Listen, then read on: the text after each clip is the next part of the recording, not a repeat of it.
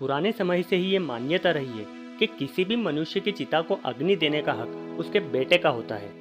और यदि किसी व्यक्ति का बेटा नहीं हो तो ये हक उसके किसी भी रिश्तेदार को दिया जाता है, परंतु किसी भी बेटी को यह हक नहीं दिया गया है कि वो अपने माँ बाप की चिता को अग्नि दे।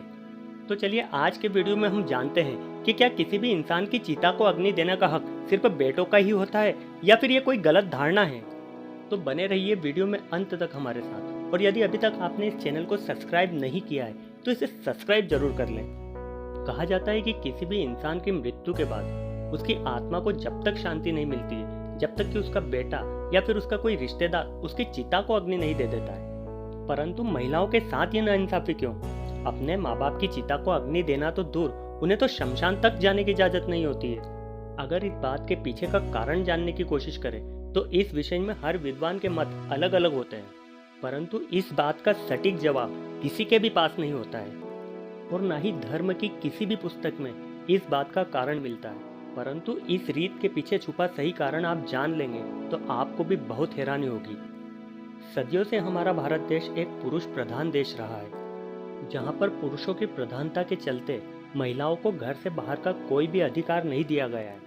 इसके अलावा पुराने समय से ही ये मान्यता रही है कि औरतों का हृदय बहुत ही कमजोर होता है और यदि वो शमशान जाती है या फिर किसी मुर्दे को जलते हुए देखती है तो वो घबरा सकती है या फिर बेहोश हो सकती है।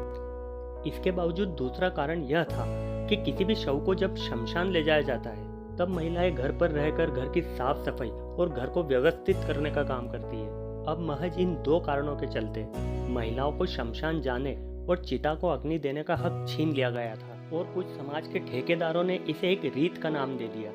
जबकि किसी भी शव की आत्मा का मुक्त होना या फिर आत्मा का स्वर्ग में जाना इस बात पर निर्भर नहीं करता है कि उसे मुखाग्नि बेटा दे रहा है या फिर बेटी, क्योंकि मुक्ति तो उन लोगों की आत्माओं की भी हो जाती है जो लोग सुनामी या फिर भूकंप में अपनी जान गंवा देते हैं, और उन लोगों का अंतिम संस्कार तो दूर, उन लोगों की लाश तक के पता नहीं चलते। तो क्या ऐसे लोगों की मुक्ति नहीं होती है? परंतु आज के समय पर महिलाओं ने इस कुरीति के खिलाफ आवाज उठाना शुरू कर दिया है और आज हम लोगों के पास ऐसे कई उदाहरण हैं जिसमें बेटियों ने अपने माता पिता की चिता को अग्नि देकर इस रूढ़िवादिता के खिलाफ जंग शुरू कर दी है। उदाहरण के तौर पर सन 2018 में भारत के पूर्व प्रधानमंत्री श्री अटल बिहारी वाजपेयी, जिनकी मृत्यु के पश्चात उनके पार्थिव शरीर को अग्नि देने, यहाँ तक कि उनका पूर्ण अंतिम संस्कार उनकी गोद ली हुई बेटी नमिता कौल ने किया था। दूसरे उदाहरण के तौर पर विधानसभा की सदस्य पंकजा मुंडे, जिन्होंने सन 2014 में अपने पिता गोपीनाथ मुंडे का अंतिम संस्कार किया था। और भी ऐसे कई सैकड़ों उदाहरण हैं आज हमारे सामने, जहां पर महिलाओं ने अपने कार्य के माध्यम से जानबूझकर या फिर अनजाने में भारत देश में एक बहस शुरू कर दी है। हालांकि भारत में छिड़ रही इस बहस के कारण भारत के कई धर्म के ठेकेदार नाराज हैं, परंतु उनके पास भी इस बात का कोई जवाब नहीं है।